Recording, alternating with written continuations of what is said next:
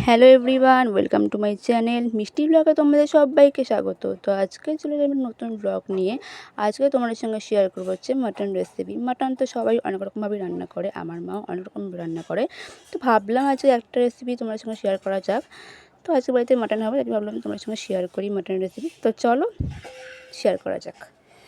তো প্রথমেই দেখছো মাটন তো বাজার থেকে কিনে এনে একদম ভালো করে ধুয়ে একদম ফ্রেশভাবে তো রেখে দেওয়া হয়েছে মাটনটা।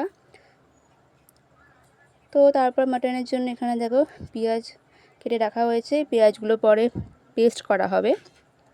তারপর এখানে আদা রসুনও কেটে রাখা হয়েছে, এই আদা রসুনটা পরে পেস্ট করে নেওয়া হবে।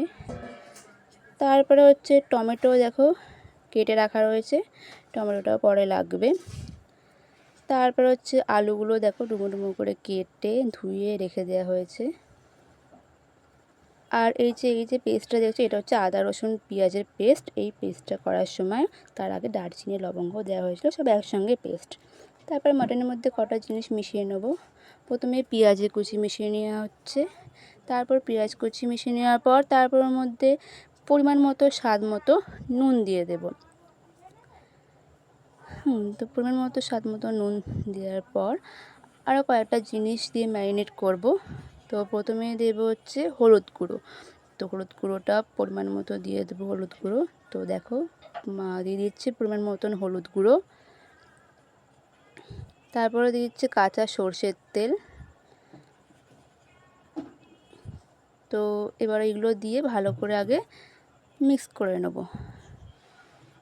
মিক্স করে নেওয়ার পর তারপর যে আদা রসুন পেঁয়াজের পেস্টটা বানিয়েছিলাম, ওই আদা রসুন পেঁয়াজের পেস্টটাও মাটনের মধ্যে দিয়ে নেব। এই যে পেস্টটা দিয়ে দিলাম। এরপর একসঙ্গে ভালো করে সব মাটনের সঙ্গে ভালো করে ম্যারিনেট করে নেব। ম্যারিনেট করে কিছুক্ষণ রেখে দেব ঢাকা দিয়ে। তারপর এখানে তো কড়াইয়ে তেল দিয়ে নিয়েছিলাম, সাদা তেল। কড়াই তেল দিয়ে আলুগুলো তো ভেজে নেব, তার জন্য তো আলুগুলো ছেড়ে দিয়েছিলাম। আর আলু ভাজার সময় একটু হলুদ তোমরা দিয়ে দেবে। হলুদ দিলে কি একটু কালারটা হয়, খুব সুন্দর কালার আসে একটা, আমার দেখানো হয়নি তো বলে দিলাম। তো যাই হোক, আলু তো ভাজা হয়ে গেছে, দেখো হলুদ দিয়েছিলাম বলে কালারটা খুব সুন্দর এসছে।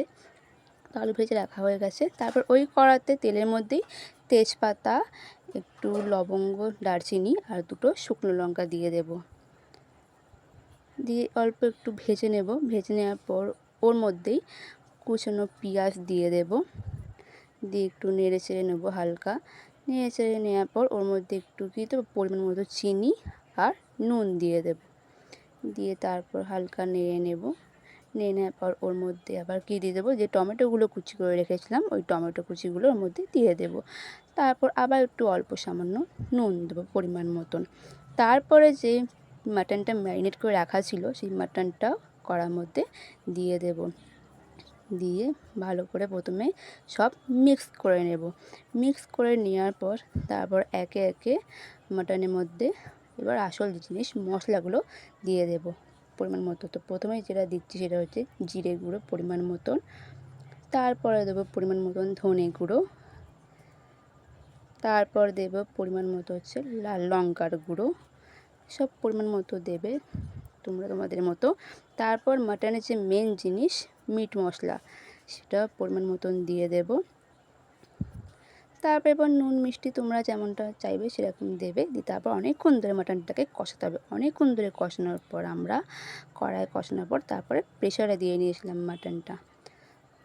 যেহেতু মাটন সেদ্ধ হতে অনেকটাই টাইম লাগে, তাই জন্য কড়াই কষিয়ে নেওয়ার পর আমরা প্রেশারে দিয়ে নিয়েছিলাম।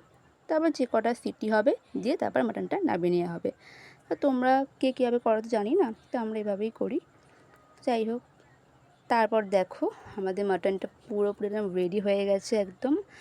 দেখতে কালারটা যেমন সুন্দর হয়েছে, খেতেও অসাধারণ সুন্দর হয়েছে। তোমরা অবশ্যই কমেন্ট করে বলো যে দেখতে কেমন লাগছে। তো আমাদের মাটন একদম রেডি। তো দুপুরবেলা তো আমিও চান টান করে রেডি হয়ে গেছিলাম। তো তোমাদের সঙ্গে তো শেয়ার করলাম মাটনের রেসিপিটা। তো তোমরা অবশ্যই দেখো, আর ভালো লাগলে অবশ্যই একটা লাইক কমেন্ট করে দিও। তো আজকের ভিডিওটা তো আমি এখানে এন্ড করছি। তোমাদের সঙ্গে দেখা হবে অন্য কোনো একটা নতুন ব্লগে। তো তোমরা অবশ্যই ভিডিওটা ফুল দেখো, অবশ্যই একটা লাইক কমেন্ট করে দিও। তো আজকের মতো ভিডিও আমি এখানেই এন্ড করলাম। সবাইকে টাটা।